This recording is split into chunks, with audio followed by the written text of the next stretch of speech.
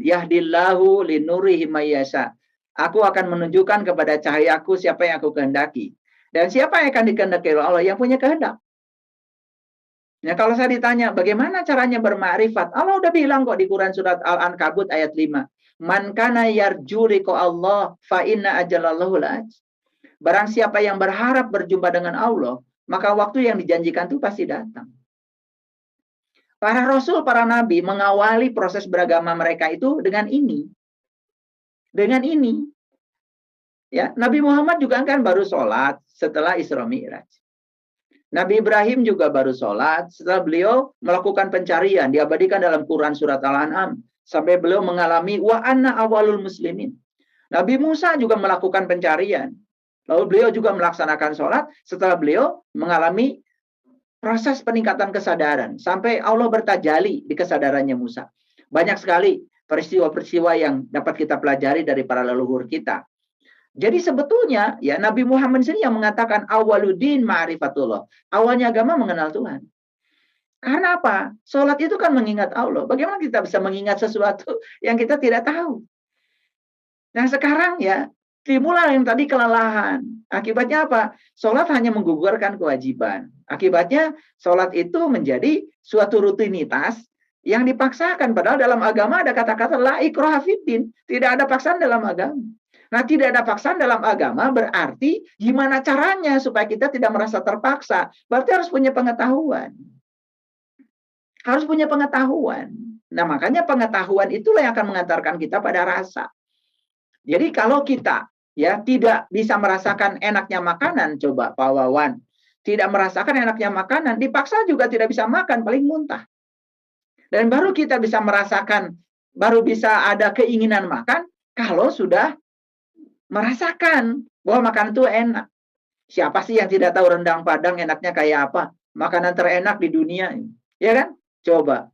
Makan dengan apa rendang Padang? Wah, pasti senang, semangat. Karena udah pernah merasakan betapa enaknya kan?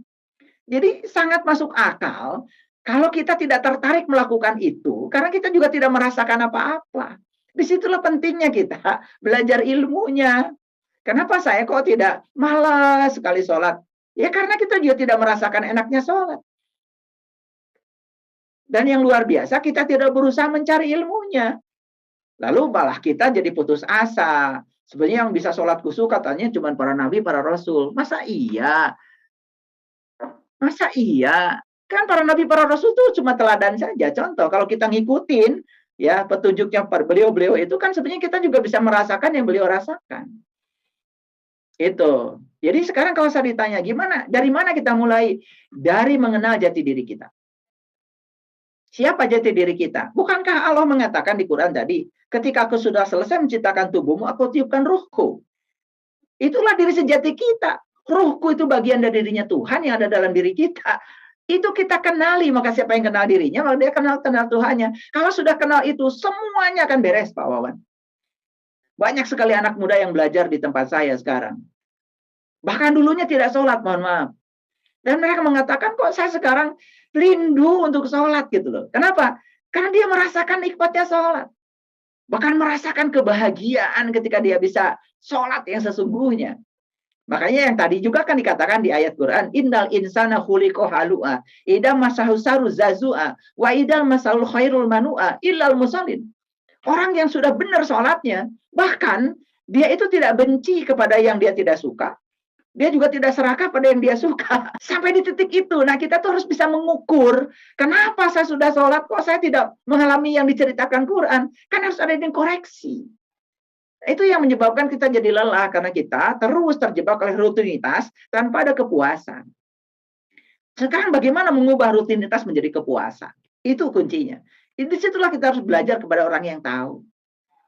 Mohon maaf ya, belajar kepada orang yang tahu. Jangan belajar pada orang yang tidak tahu, tapi dia tidak tahu bahwa dirinya tidak tahu, tapi sok tahu. Ya, jangan. Ya, disitulah perlunya kita berguru kepada orang yang tahu. Mulailah dari berharap. Maka di Quran dikatakan, barang siapa yang berharap jumpa dengan Allah, maka waktu yang dijanjikan pasti akan datang. Dari situ mulainya. Itu Quran surat Al-Ankabut ayat 5. Nanti baca setelah ini selesai Quran surat ke-29 ayat 5. Ya, nanti baca ya, mungkin ada di HP Qurannya. Kemudian bagaimana triknya memahami Quran? Wah, ini kuliahnya harus 100 SKS ini, ya. Triknya sederhana kok. Gini Pak Fahrul. Bapak baca buku tentang rasanya kopi. Sementara Bapak belum pernah minum kopi. Nggak akan ngerti kan? Jadi kalau ingin ngerti rasa kopi, tidak bisa dengan cara membaca buku tentang kopi. Harus minum kopi. Nah, Quran ini pengalaman spiritualnya Nabi Muhammad. Jadi kita tidak akan mengerti isinya Quran kalau kita tidak mengalami pengalaman yang sama. Memangnya Nabi Muhammad baca Quran? Kan enggak. Nabi Muhammad itu ikro bismi rabbikal ladzi khalaq. Nabi Muhammad itu ikro-nya itu apa? Bismi rabbikal ladzi khalaq. Yang dibaca, yang dipeleng, yang disaksikan itu Tuhan yang telah menciptakan. Bukan membaca tulisan. Beliau tidak membaca tulisan, tidak membaca running text. Ikra bismi rabbikal khalaqal insana min alaq, yang dibaca itu adalah Tuhan yang telah menciptakan. Makanya ketika kita sudah bisa terbuka mata kalbu kita ke sana, apa yang terjadi? Allazi 'allama bil qalam, 'allamal insan malam ya'lam. Allah akan mengajarkan apa yang kita tidak tahu dengan penanya Allah. Itu triknya. Jadi gimana kalau begitu caranya? Kenali dulu yang punya Qur'annya. Maka kalau sudah kenal yang punya Quran, semua yang ditulis itu akan mengerti. Mari kita ngaji sedikit ya.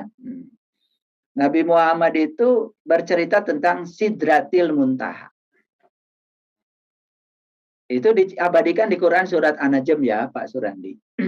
Jadi kalau baca surat An-Najm itu dari 62 ayat itu, ayat 1 sampai 62 itu di bagian tengah itu ada kata-kata begini. Walaqad ra'ahu nazlatan ukhra. Inda sidratil muntaha, indaha jannatul ma'wa, idyagsha sidrati mayaksa. Jadi, ya sidratil muntaha itu artinya adalah puncak kesadaran. Nah, di puncak kesadaran itulah ya seseorang bisa mengalami penyatuan. Berarti mengalami penyatuan itu ketika ada persenyawaan. Artinya aku yang kecil ini sudah melebur pada aku yang besar. Tentu saja ketika sudah jadi peleburan, ya tidak ada dua-duanya. Identitas itu tidak ada. Yang ada cuma dia. Itulah kalimat la ilaha illallah. Yang mana yang bukan dia? Semuanya dia. Dan itu harus jadi sebuah pengalaman. Itu yang disebut dengan kesadaran. Makanya kesadaran sering disebut dengan berdetak, berdenyut di puncaknya yang murni, di asalnya yang murni. Nah, kalau ditanya oleh saya, di mana letaknya kesadaran? Ya tentu saja kalau kata di mana itu mengacu kepada ruang. Bahwa kesadaran itu bukankah ada dalam ruh? Betul. Makanya kalau kita berbicara ruh, itu berbicara tiga. Yang pertama berbicara tentang Nurullah. Yang kedua berbicara tentang Nur Muhammad. Yang ketiga berbicara tentang Nur Insan. Nah, Nur Insan itu yang disebut dengan nafs. Itu yang disebut dengan diri kita. Makanya dalam konsepsi Islam itu ya, kalau kita baca kitab Sirul Asrar karya Syekh Abdul Qadir Jailani, itu kan dibicarakan itu. Bahkan di Quran surat Al-Maidah 73 dibicarakan ya tentang yang tiga ini, Nurullah, Nur Muhammad, Nur Insan. Itu adalah ruh. Itu ruh. Nah, jadi kesadaran ada di mana? Ya kesadaran dalam ruh. Makanya ketika seseorang itu bisa memanunggalkan jiwanya dengan Nurullah dan Nur Muhammad, dengan Allah dan Rasulnya, itu yang disebut dengan syahadat sejati. Disitulah sebetulnya ya sang nafs ini, sang diri mengalami kesadaran. Itu yang disebut dengan kecerdasan yang melampaui pikiran. Gitu. Sehingga orang berada di titik itu akan mengalami tajali, akan mengalami satu pengalaman spiritual yang seperti yang diceritakan dalam Quran surat An-Najm tadi. Nah, kalau kita berbicara tentang kesadaran sebagai yang ada dalam ruh, tentu saja tidak terjebak oleh konsep ruang dan waktu. Ya, dia adalah laisa kamitslihi syai'un. Di mana ya tidak tahu. Tetapi itu ada dan itu bisa dirasakan, bisa dibuktikan.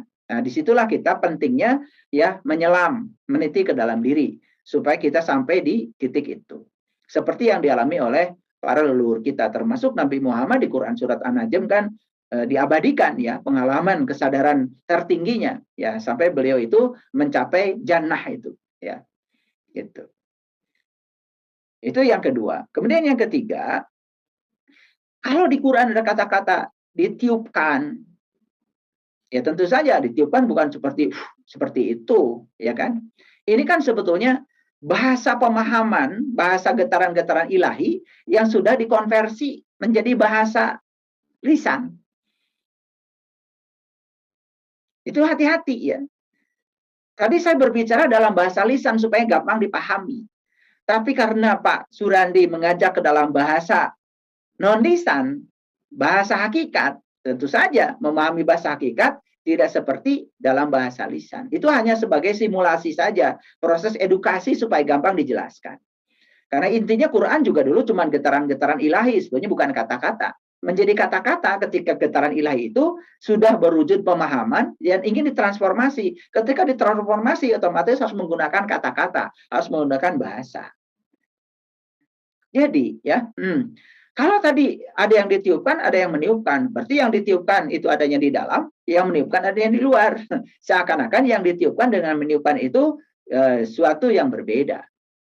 Kan sedangkan Allah sendiri kan mengatakan, aku meliputi semesta raya. Jadi kata-kata ditiupkan itu sebetulnya lebih menegaskan kepada sadar bahwa sebetulnya dalam diri kita ada Dia. Jadi sadar bahwa dalam diri kita ada Dia. Itu sebetulnya pemahaman hakikatnya. Kesadaran bahwa Dia bersama dengan kita lebih dekat daripada uratan di leher kita. Kemudian tonggaknya menggunakan bahasa ditiupkan. Sebetulnya itu adalah semacam kita supaya bermultazam, berkomitmen bahwa sebetulnya dalam diri kita ada Dia. Itu sebetulnya. Nah, karena dalam diri kita ada Dia, bagian dari dirinya Dia, maka kita harus kenali Dia. Maka kemudian Nabi Muhammad mengatakan siapa yang kenal dirinya, maka dia akan kenal kepada Tuhan. Jadi dengan demikian maka tidak ada lagi yang namanya dualitas. Karena sebetulnya ya yang disaksikan Dia, yang menyaksikan juga Dia. Jadi sebetulnya jangan sampai kita kemudian terjebak pada satu pemahaman kita menyaksikan Tuhan. Padahal yang menyaksikan Dia, yang disaksikan juga Dia. Sebetulnya begitu kalau sudah masuk dalam dimensi rasa. Nah, inilah pentingnya kita yang memasuki dimensi rasa. Pengalaman spiritual yang sesungguhnya supaya kita tidak terjebak oleh kata-kata dan bahasa. Jadi ya sudah ayo kita sama-sama belajar, kita sama-sama saling mengikhlaskan ya. Oleh karena itu silakan ya. Kalau syukur kalau kajian-kajian saya membuka pikiran, syukur-syukur kalau sudah bisa membuka kasaf kita, ketertutupan pandangan kolbu kita sehingga kita menjadi lebih arif lagi dalam memandang kehidupan kalau kita sudah menyelam ke dalam diri kita sendiri. Karena kalau kita sudah menemukan keindahan di dalam, semua yang di luar itu indah. Kalau kita sudah menemukan kemuliaan di dalam, semua itu mulia. Kita tidak terjebak benar salah lagi, baik buruk lagi. Semua itu indah sebenarnya. Ya, makanya kan kalau kita melihat di dunia holistik itu ada 5 tubuh manusia yang harus kita kenal. Yang pertama adalah tubuh spiritual, yang kedua adalah tubuh intuisi, ya. Di bawahnya yang ketiga adalah tubuh mental, yang keempat tubuh energi, dan yang kelima adalah tubuh fisik. Ya. Makanya kalau kita kenali ya 5 tubuh ini, sebetulnya adalah kesimetrianya luar biasa. Makanya sekarang orang kemudian dengan ilmu pengetahuan bisa membangun kesehatan holistik. Jadi kalau Anda mengalami sakit di wilayah fisik, itu jangan-jangan masalahnya di puncaknya itu. Di spiritual Anda nggak beres. Karena spiritual Anda nggak beres, mulai intuisi Anda nggak beres. Intuisi nggak beres, mental Anda nggak beres. Mental Anda beres, energi nggak beres. Nah, karena tubuh ini kan energi semuanya ya. Makanya ada berbicara tentang cakra-cakra energi. Kemudian ya itu larinya ke simptom ya, tubuh fisik. Jadi itu satu kesatuan. Makanya yang disebut dengan penyembuhan secara holistik itu adalah gimana menyembuhkan penyakit itu dari asal muasalnya. Bukan minum obat, kemudian hilang rasa sakit saat ini, kemudian hilang, kemudian besok ada lagi. Tetapi yang harus disentuh itu bagian atasnya. Ini dimensi spiritualnya nih, yang bagian atasnya, sumbuye-nya itu. Itu harus disentuh itu. Makanya ketika seseorang disentuh ya, disehatkan spiritualnya, ternyata kesehatan spiritual itu ternyata dampaknya luar biasa pada 5 tubuh yang lain. Intuisinya jadi beres, mentalnya jadi beres. Ini sesuai dengan risetnya Profesor Kazuo Murakami. Ternyata ya tubuh manusia itu sakit karena kontribusinya dari spiritualnya 50%. Tubuh manusia sakit kontribusi dari aspek mental itu 25%. Kalau spiritual gagal, mental gagal, hubungan sosial terganggu. Ternyata itu kontribusi 15%. Jadi kalau orang sudah kotor jiwanya, kemudian rusak pikirannya tadi ya, kemudian hubungan sosial terganggu, itu sudah 90% peluang untuk simptom sakit secara fisik. Akhirnya fisik ini jadi muara terakhir ya, yang harus menampung akibat dari semua kesalahan-kesalahan di atas. Ketika kita sudah bisa menemukan simetrinya antara materi dengan imateri, di situ kita akan sampai pada tingkatan isbatul yakin. Sedangkan Allah sendiri mengatakan dalam Al-Quran, huwal awalu wal akhiru wal dohiru wal batin. Jadi Allah sendiri menyatakan dirinya yang lahir, dirinya juga yang batin. Jadi yang lahir dia, yang batin juga dia. Makanya kalau Einstein mengatakan EMC kuadrat, massa itu setara dengan energi. Jadi materi itu setara dengan energi. Jadi materi itu memang asal muasalnya kan dari energi. Materi menjadi energi, energi menjadi materi. Jadi makanya disebut juga EMC kuadrat itu kan sebenarnya kesetaraan antara materi dan energi. Jadi itu ada kesetaraan materi dan energi, jadi ada kesimetrian. Makanya kalau kita baca bukunya Gary Zukav ya, The Woolly Master, itu dia bicara tentang superstring ya, bagaimana dia memandang kesimetrian antara materi dengan imateri, itu luar biasa. Sehingga pikiran walaupun imajinatif gitu ya, karena otaknya sih hardware ya, tetapi kan pikirannya itu ya software. Tetapi software ini kan bisa dilihat realitasnya dalam kehidupan. Makanya kamu bergantung apa yang kamu pikirkan. Artinya realitas dengan materi dengan imateri itu ya ada kesimetrian. Jadi kalau misalkan realitas kehidupan kita seperti itu, kontrol aja di dunia yang tidak realitasnya seperti apa. Makanya kan kita diberikan kecerdasan untuk melihat itu.